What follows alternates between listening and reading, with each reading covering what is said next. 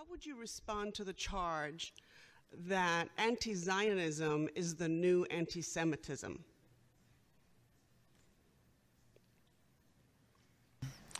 Actually, the locus classicus, the best formulation of this, was by an ambassador to the United Nations, Abba Eban, Israel's ambassador to the United Nations, in an article that he wrote about 45 years ago, which I urge you to read, which appeared in an American Jewish journal, Congress Weekly, a major journal of the more liberal wing of the American Jewish community.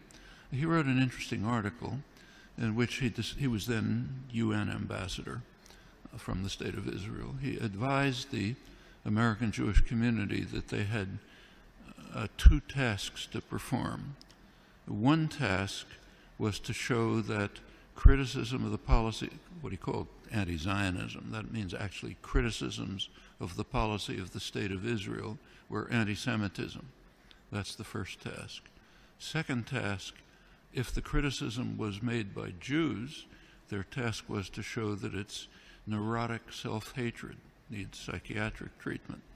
And he gave two examples of the latter category.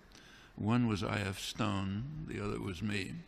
So we have to be treated for our psychiatric disorders, and non-Jews have to be condemned for anti-Semitism if they're critical of the State of Israel. It's understandable why Israeli propaganda would take this position.